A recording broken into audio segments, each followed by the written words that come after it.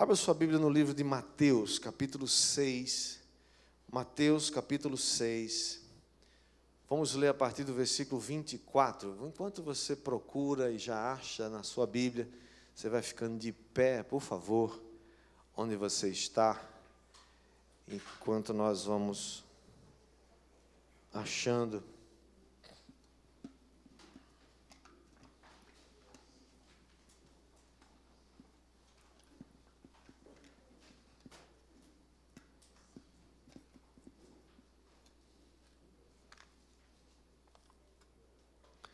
Mateus capítulo 6, versículo 24 diz assim: Ninguém pode servir a dois senhores, porque ou há de aborrecer-se de um e amar ao outro, ou se devotará a um e desprezará ao outro. Não podeis servir a Deus e às riquezas. Por isso vos digo, não andeis ansiosos pela vossa vida, quanto ao que haveis de comer e beber, nem pelo vosso corpo, quanto ao que haveis de vestir. Não é a vida mais que o alimento, e o corpo mais que as vestes? Observai as aves do céu. Não semeiam, não colhem, nem ajuntam em celeiros, contudo o vosso Pai Celeste os sustenta. Porventura não valeis vós muito mais do que as aves? Qual de vós, por ansioso que esteja, pode acrescentar um côvado ao curso da sua vida? E por que andais ansiosos quanto ao vestuário? Considerai como crescem os lírios no campo. Eles não trabalham e nem fiam. Eu, contudo, vos afirmo que nem Salomão, em toda a sua glória, se vestiu como qualquer deles. Ora, se Deus veste assim a erva do campo, que hoje existe e amanhã é lançada no forno, quanto mais a vós outros, homens de pequena fé. Portanto, não vos inquieteis, dizendo que comeremos, que beberemos, ou com que nos vestiremos, porque os gentios é que procuram todas estas coisas. Pois vosso Pai Celeste sabe que necessitais de todas elas. Buscai, pois, em primeiro lugar o seu reino, e a sua justiça, e todas estas coisas vos serão acrescentadas. Portanto, não vos inquieteis com o dia de amanhã, pois o amanhã trará os seus cuidados. Basta ao dia o seu próprio mal. Que o Senhor aplique essa palavra no nosso coração, em nome de Jesus. Vamos orar. Abaixa a sua cabeça, feche seus olhos. Pai Santo, Pai bendito, Senhor, que grande salvação nós temos. Que coisa extraordinária é saber que o Senhor cuida de nós, que o Senhor cuida da nossa vida, o Senhor cuida não só da nossa salvação, o Senhor cuidou e continua cuidando da nossa vida pessoal, das nossas vestes. O Senhor cuida daquilo que comemos, bebemos, das necessidades dos filhos, Senhor. Nós nos alegramos por isso e declaramos nessa noite, nós queremos ser como Tu és. Queremos nos parecer com Jesus. Senhor, a Tua palavra nos chama para descansar no Senhor, para confiar em Deus, para descansar que o Senhor é poderoso para fazer muito mais do que nós pedimos, do que nós pensamos. Pai, muito obrigado. Espírito Santo, vem nessa noite e abençoa cada um nesse lugar, derrama da Tua força, do Teu poder, da Tua unção, da Tua graça, da Tua revelação. Senhor, nós queremos ver com os olhos de Deus, com aquilo que o Senhor quer nos mostrar hoje. Então, Pai, descortina diante de nós a Tua vontade, a Tua boa, perfeita e agradável vontade e o Teu desejo, o Teu propósito para nós. Sabemos que o Senhor nos chama para sermos santos, santos como Tu és. Em nome de Jesus, declaramos que hoje o Senhor vai nos trazer algo poderoso da parte do Senhor para abençoar o nosso coração. Em nome de Jesus nós te pedimos. Todos dizem amém. Você pode assentar.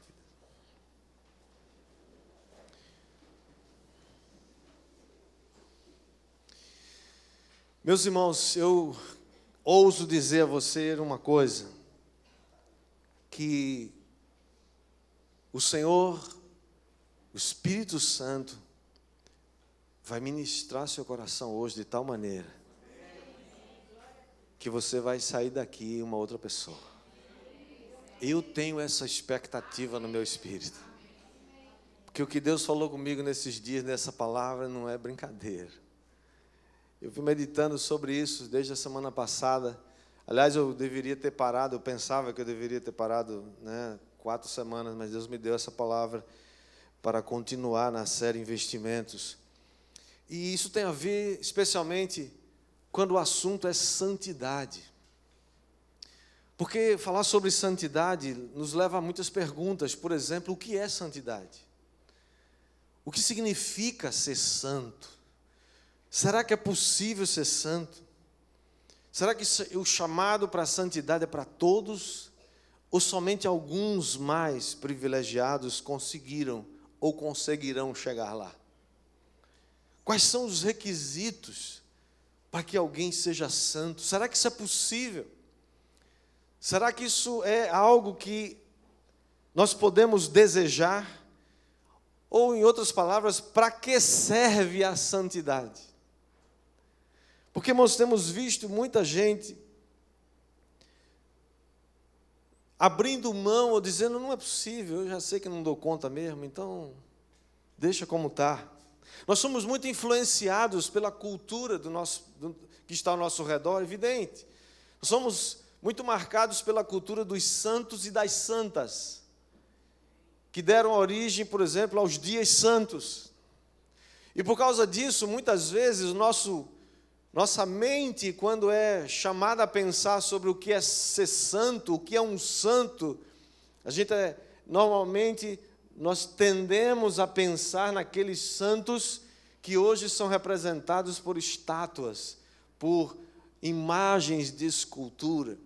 São aqueles que passaram por um processo conhecido na nossa cultura de canonização, onde um grupo ou uma instituição decidiu santificar alguém.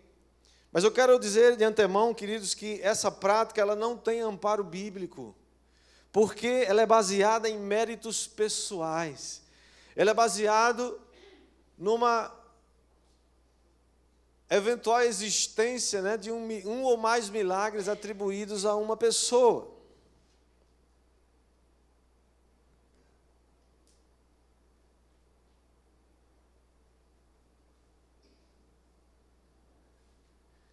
E ela acaba levando que as pessoas passem a adorar, passem a fazer pedidos, passem a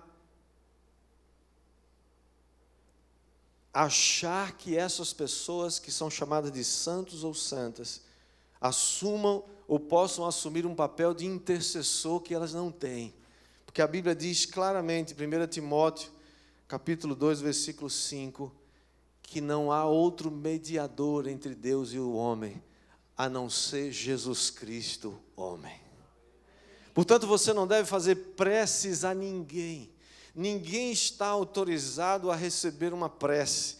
Nenhum ser humano está autorizado a receber uma prece, porque ele não tem poder para fazer coisa alguma, a não ser de interceder pela sua vida.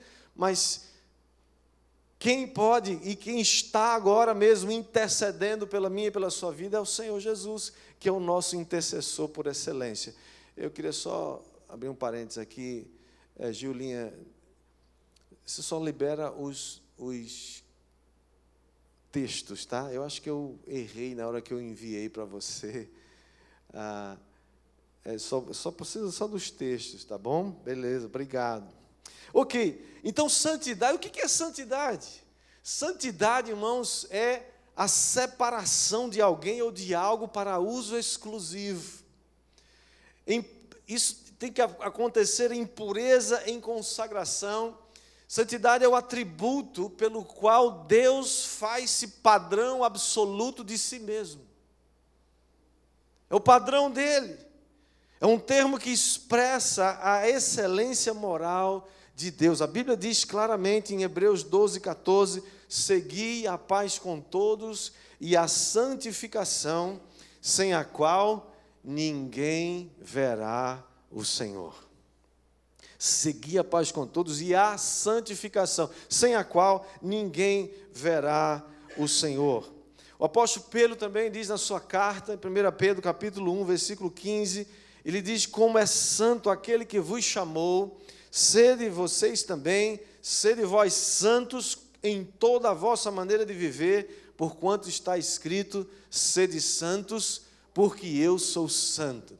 Aliás, os torcedores dos Santos têm uma base bíblica para dizer que você deve torcer pelos Santos, né? Mas isso é torcer a Escritura, tá? 1 Tessalonicenses, capítulo 4, versículo 3, diz que essa é a vontade de Deus, a vossa santificação, que vos abstenhais da prostituição. O versículo, ainda o capítulo 4 de 1 Tessalonicenses, versículo 7, diz: porque não nos chamou Deus para a imundícia, mas para a santificação. Portanto, amados, santificar-se não é uma opção. Santidade não é uma coisa que a gente pode escolher ou não.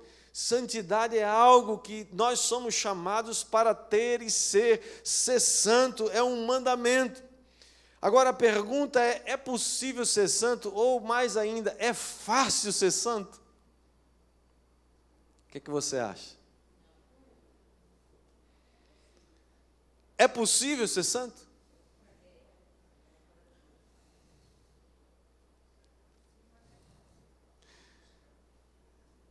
Eu creio que muita gente, irmãos, precisa ser liberto de uma mentira. Ou de um engano, que o diabo é especialista em enganar. Porque ele sempre vai tentar lembrar a gente de que a gente não merece. E já que ele vai tentar sempre fazer isso, você já tem que saber de antemão: é verdade, você não merece mesmo, eu não mereço nada.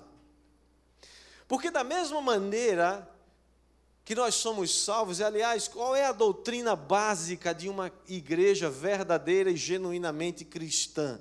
Evangélica. Qual é a base da doutrina, ou a doutrina principal? Qual é? Que a salvação é pela graça mediante a fé. Salvação não é algo que você merece. Salvação não é algo que você conquista. Salvação não é algo que você faz por onde. Salvação não é pelo esforço. Salvação é um ato de receber da graça de Deus e não de fazer alguma coisa. É um presente de Deus para você e não uma conquista. Portanto, ser salvo não depende de você, depende de você crer em Jesus, porque Ele já fez. Quem vai dar glória a Deus por isso? Quando você olha para Jesus, você sabe, você tem que colocar a sua fé nele. Você não pode fazer nada para ser salvo. Você é salvo por quê? Porque você creu nele. E como é que você sabe que é salvo? Você crê. Como é que você sabe? Você sabe. Como é que você tem certeza? Porque eu sei. Como é que você sabe? Eu sei porque eu sei. Não tem explicação, é pela fé.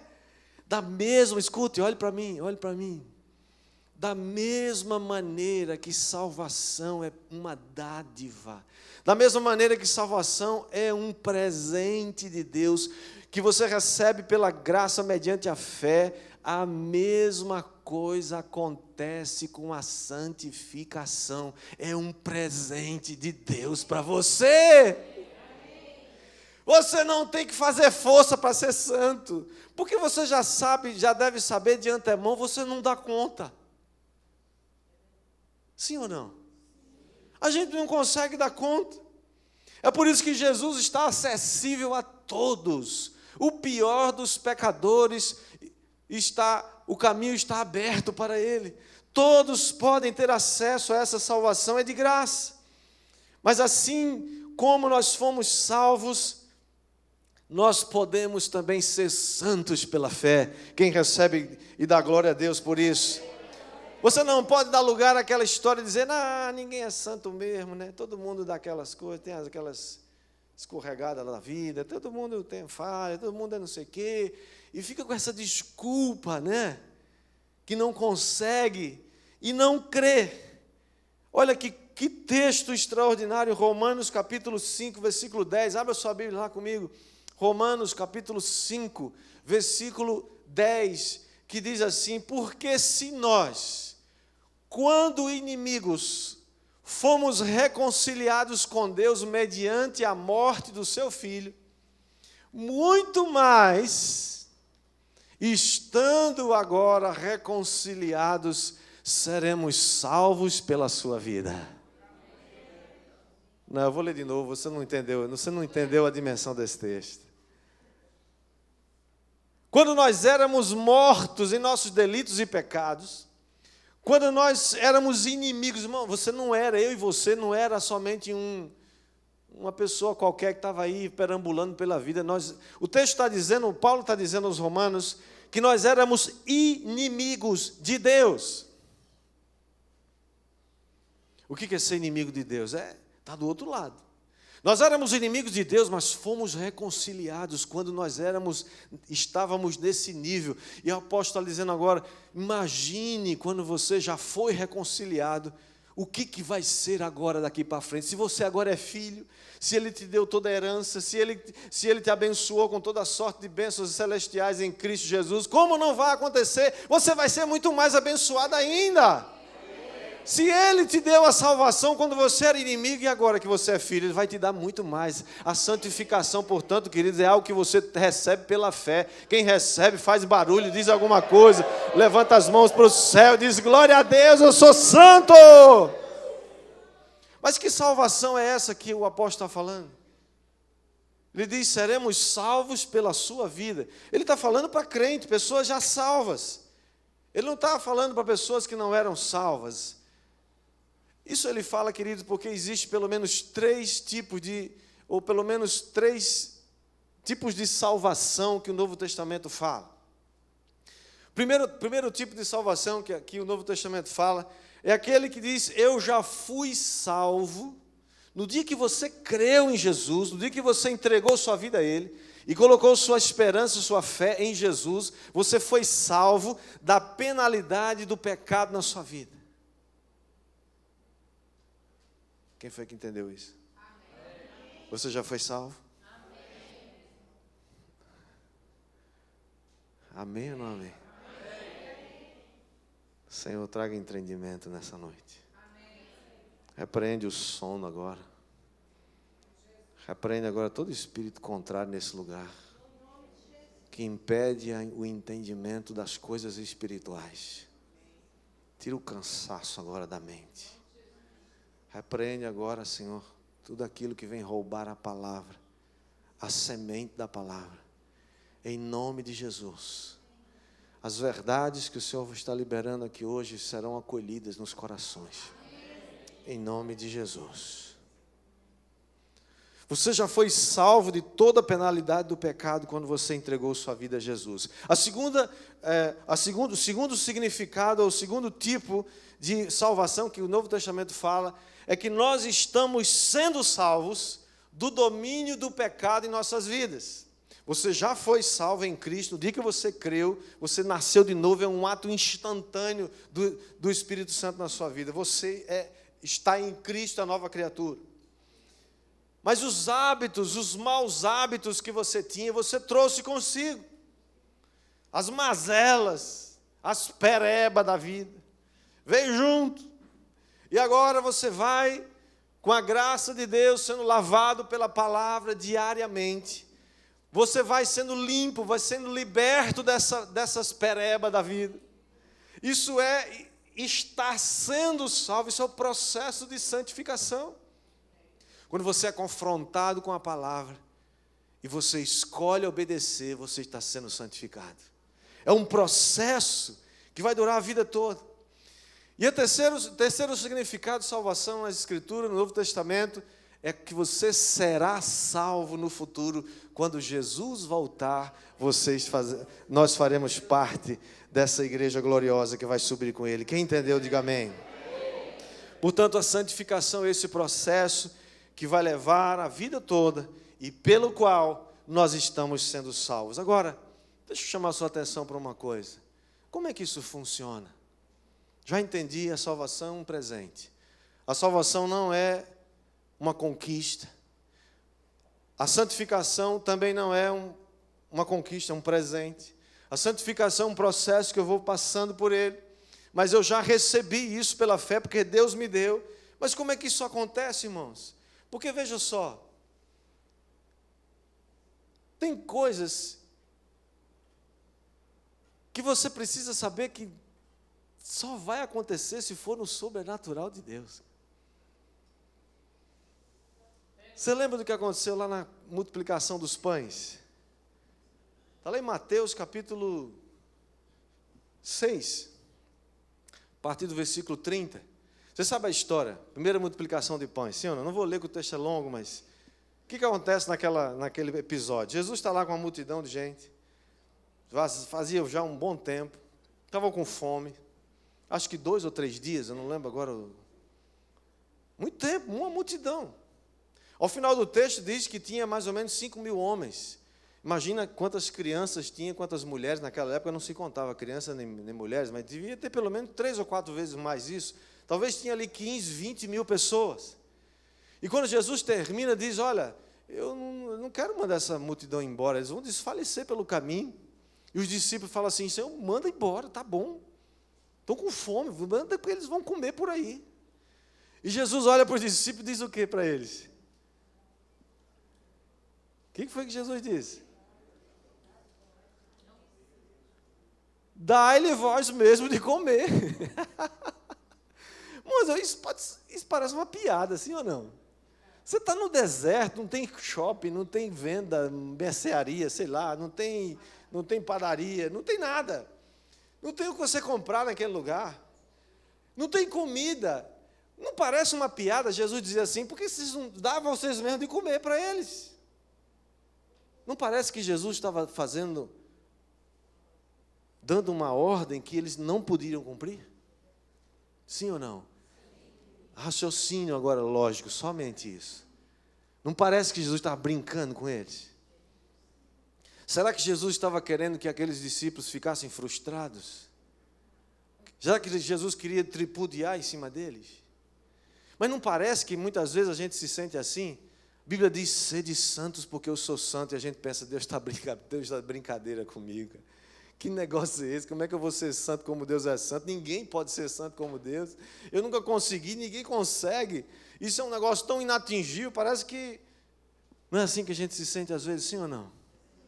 Mas, queridos, aí onde entra a diferença do normal para o sobrenatural. E aí onde entra o reino de Deus e o reino humano. Do ponto de vista humano é absolutamente impossível. E Jesus diz assim, quantos pães tem e quantos peixes aí? Eles foram lá buscar 5 pães e 2 peixes. Agora me pergunta, o que significa, para que serve 5 pãezinhos desse tamanho e 5 peixes, não diz o tamanho, mas devia ser pequeno também, para alimentar 15, 20 mil pessoas? Serve para quê? Não dá nem para dar um pingo para cada um, gente. Não é verdade? Mas o que Jesus faz quando eles voltam com a resposta? Manda que todo mundo se assente na relva, em grupos de 50, em grupos de 100. Mas espera aí, para o filme agora, dá uma pausa aí. Pausa. Os discípulos estão lá, vamos lá, gente, vamos se arrumar aqui, 50 e tal. Está passando na cabeça dos discípulos, para quê? Para depois comunicar essa multidão, dizendo, rapaz, só tem 5 pães e 2 peixes. Vamos fazer um sorteio, talvez, né? Todo mundo se inscreve, e aí o Felizardo leva para casa né? Jesus já sabia o que ele ia fazer. Jesus já sabia que aquela multidão toda ia comer e ainda ia sobrar. Por isso que quando a Bíblia diz, sem santificação ninguém verá a Deus, é porque Deus está dizendo, eu dou uma ordem que eu vou ajudar você a chegar lá. Você pensa que não pode, e não pode mesmo. Mas se você confiar em mim, eu vou levar você até lá. E você vai ser santo como eu sou santo. Yes! Que maravilha! A reação, irmãos, que Jesus espera de nós. E sabe qual é a reação que eu creio que ele espera? É a reação dos discípulos. É a reação da perplexidade. O quê? Ser santo? Pô, que você está brincando comigo, cara. Foi assim que os discípulos ficaram, mas eles obedeceram. Se Deus deu a ordem, Ele vai se responsabilizar de fazer o resto. Irmãos, quando a gente lê o Sermão do Monte, o que a gente pensa? Bom, o Sermão do Monte, né? E tem gente que fica, quando a gente fala, quando eu prego muito isso aqui sobre a graça de Deus, a graça é de graça, não custou a vida de Jesus, não vai lhe custar nada. E tem gente que acha assim, esse negócio de falar de graça, agora tudo é graça, tudo é de graça, é mesmo? Vai ler o Sermão do Monte para tu ver o que Jesus está falando ali. Vai ver que é graça barata, não. Porque Jesus, se a lei era difícil, Jesus aumentou ainda mais. Sim ou não? O que Jesus fez? Ouvistes que foi dito aos antigos, não adulterarás. Eu, porém, vos digo, todo aquele que olhar para uma mulher com intenção impura no seu coração, já adulterou com ela. Jesus aliviou ou aumentou o negócio? Jesus tira o foco do ato. E põe o foco aonde? Agora, na intenção. É pior. Ouviste que foi dito aos antigos, não matarás. Eu, porém, vos digo, todo aquele que se encolerizar contra o seu irmão, sem motivo no seu coração, já matou. Aí a gente olha para aquele sermão e fala, é impossível, você está de brincadeira. Dá uma face ao outro que te bate. Orar pelos teus inimigos, amar os teus inimigos, que é isso? Todo mundo sabe que ninguém faz isso. Não é isso que vem na cabeça da gente? A gente pode não falar isso, mas pensa, sim ou não? E a gente começa a encontrar justificativas para dizer, não, eu não consigo mesmo. Deus sabe que eu não consigo. Irmãos, era muito mais fácil ser fariseu na lei do que ser crente na graça. Porque ser fariseuzão daquele que estufava o peito assim, fala, cumpro toda essa lei, não mato, não roubo, não chamo ninguém, não dou falso testemunho, guardo o sábado, dou o dízimo de tudo, ele faz tudo.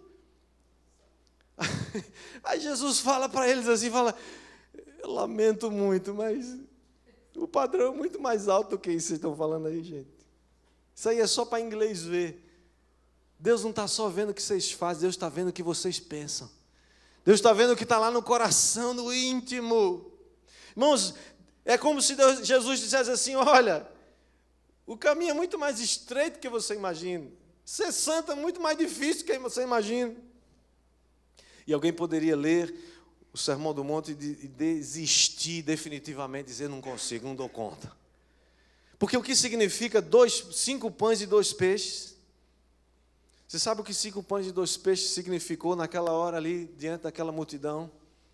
Quando aquele menino entregou aqueles seus 5 pães e seus 2 peixes, aquilo significou e significa para nós hoje o desejo de ser santo. Todo crente genuíno que nasceu de novo tem um desejo de ser santo. Ele sabe até que não pode, que não consegue, mas ele quer, sim ou não? Fala sério. O crente quer ser, ele se desespera porque não consegue. O crente deseja, ele tem essa vontade. E aqueles 5 pães e 2 peixinhos, que significa quase nada diante da magnitude daquela tarefa, aquilo significou para Jesus uma entrega, dizendo assim, Senhor, eu não dou conta. Esse sermão do monte aqui, eu já estou reprovado do começo ao fim. Porque não há um justo nenhum sequer. Mas se Jesus me deu essa tarefa, se Deus me chama para ser santo, então assim como eu os discípulos tomaram a autoridade, começaram a arrumar aquele povo na relva, esperando um milagre acontecer, você e eu também começamos a desejar, a querer ser santo, começamos a obedecer as coisas que eu posso obedecer, aquilo que você já sabe que deve obedecer, e enquanto você obedece aquilo que é possível, porque organizar, contar, 1, 2, 3, 4, 5, 50, fica aqui mais 100, 1, 2, 3, você pode fazer isso, não pode? Precisa de milagre para isso? Não. Você sabe que precisa meditar na palavra, você sabe que precisa ler as escrituras, você sabe que precisa orar, você sabe que precisa buscar, você sabe que precisa ter comunhão com o Espírito Santo. Então faça. Enquanto isso, Deus vai fazer o que você não pode fazer. Deus vai fazer o sobrenatural acontecer na sua vida. Ele vai santificar a sua vida. Ele vai colocar em você desejo pelas coisas de Deus e repúdio pelas coisas do diabo. Ele vai colocar vontade de estar mais perto do Senhor, de meditar na sua palavra, e vai colocar rejeição pelo pecado, nojo pelo pecado. Ele vai santificando, vai abençoando a sua vida, porque Jesus disse: sem mim nada podeis fazer, confie nele. Irmãos, isso é extraordinário. Que coisa! Uhul. Você tem que acreditar que quando Jesus nos manda fazer algo, Ele vai fazer aquilo que eu não posso fazer. Sua função e a minha função é fazer o que eu posso, o que eu sei, o que Ele já mandou. Porque sabe o que acontece, irmãos? A gente fica esperando que Deus faça o sobrenatural, mas a gente não quer fazer o natural. Sim ou não? Você sabe que precisa ler a palavra, mas não lê. Deus vai fazer o milagre? É ruim, hein? Deus pode fazer, claro, Ele é Deus soberano. Mas para Ele fazer, Ele deseja, Ele quer fazer. Mas você e eu nós podemos fazer aquilo que Ele já nos mandou fazer. Você sabe como é que a gente compara? Tem uma figura interessante, olha para mim agora. Por exemplo, você já viu aquelas figuras, né, aqueles caminhoneiros que carregam, tem aqueles caminhões, né, que faz transporte aí. Imagine que um motorista recebeu uma incumbência para ir levar uma carga de tal lugar a tal lugar. Então ele recebe o caminhão, chave do carro. O caminhão está carregado, ele verificou, a carga está toda arrumada, está toda dentro dos conformes. O caminhão está abastecido, o motor está funcionando, está todo perfeito, já está. A função dele é entrar na cabine e dirigir aquele caminhão para um destino que ele já sabe qual é. Ao invés disso, ele não entra na cabine e começa a andar, a operar a máquina. Ele vai para trás do caminhão. O caminhão deve ter umas 30 toneladas. Ele vai para trás do caminhão e começa a empurrar o caminhão.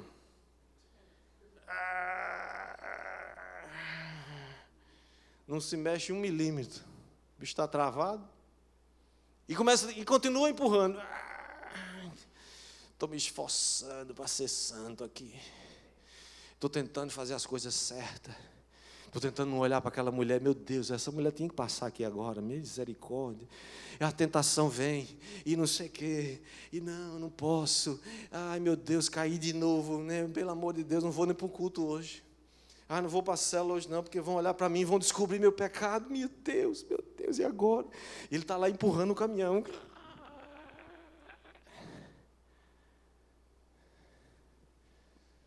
Muita gente está fazendo assim, querido. Deus já disse para a gente: toma a chave, querido. É um presente, você não tem que empurrar esse caminhão. Você não tem que fazer força para ser santo. Eu já paguei esse preço para você. Você não tem que viver debaixo de culpa. E agora ele está lá, sabe o que acontece? Ele está triste, frustrado, empurra, chama mais gente para ajudar ele. Rapaz, me ajuda aqui, tem um monte de gente lá empurrando, não vai conseguir.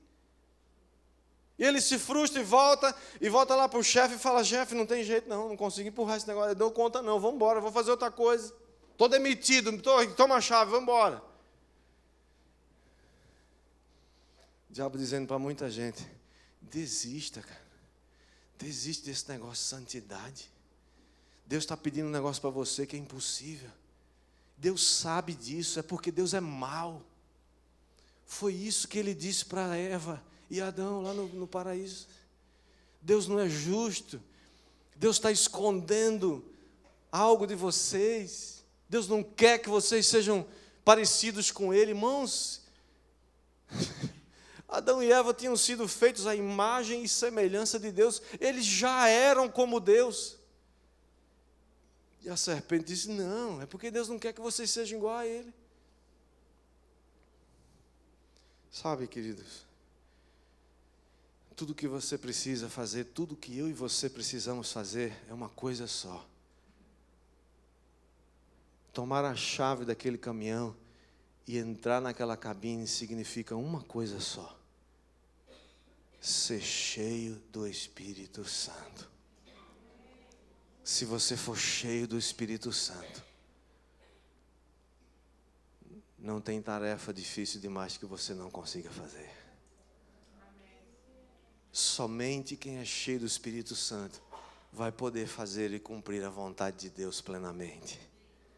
Porque sem isso é impossível. Não podemos dar conta.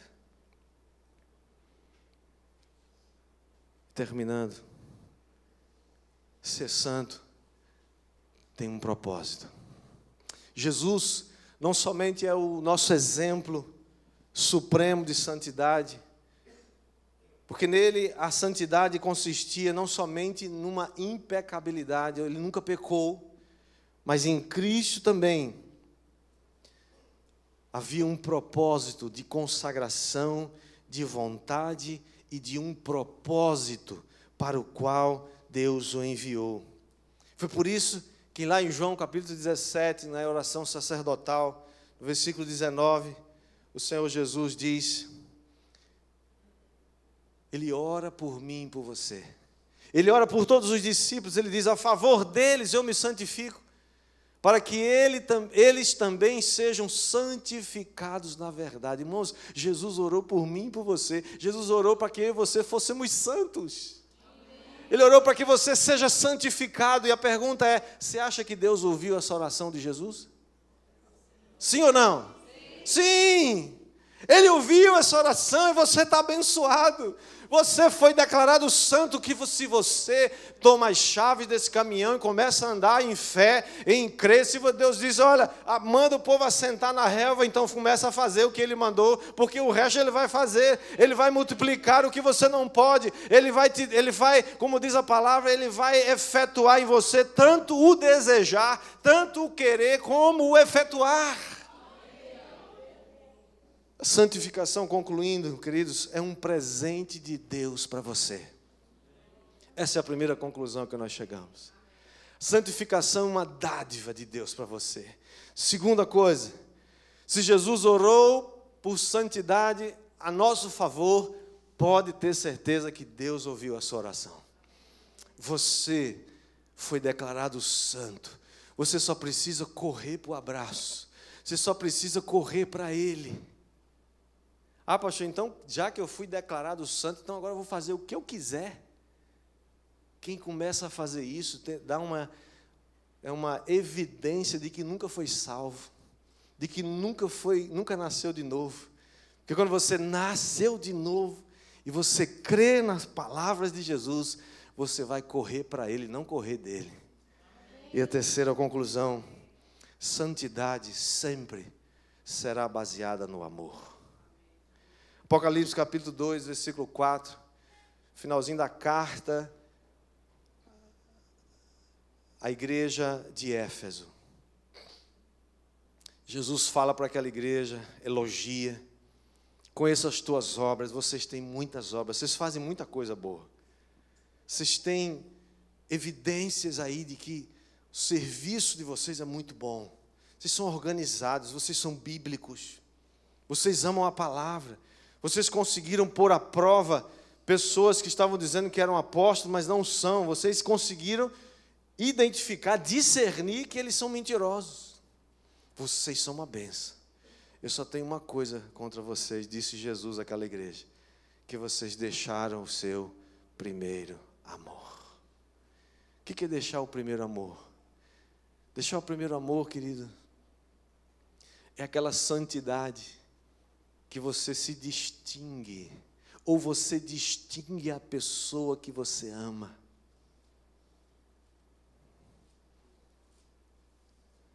Dentre todas as mulheres desse mundo, bilhões de mulheres desse mundo, eu distingo a minha mulher, porque eu a amo profundamente. E eu me santifico em favor dela e para ela.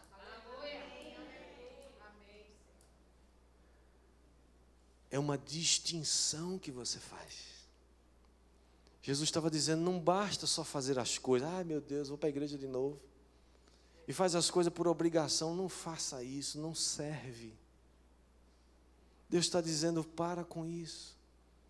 Volta ao teu primeiro. Como é que é o primeiro amor?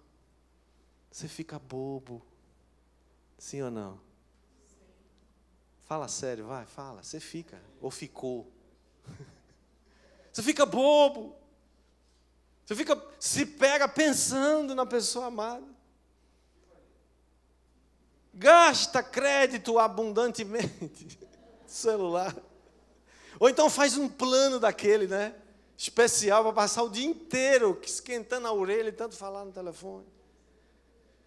Você separa o melhor do seu tempo, do seu dinheiro, dos presentes que você quer dar.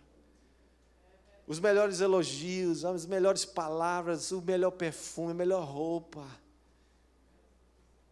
Nosso desafio, querido, não é somente ter estado num tempo, uma certa vez, um certo tempo, em que vivemos um primeiro amor. Nós precisamos viver um eterno primeiro amor com Deus e com a sua palavra. Porque o amor de Deus nos constrange. Essa é a profundidade da palavra de Deus. É possível ser santo? É possível ser santo.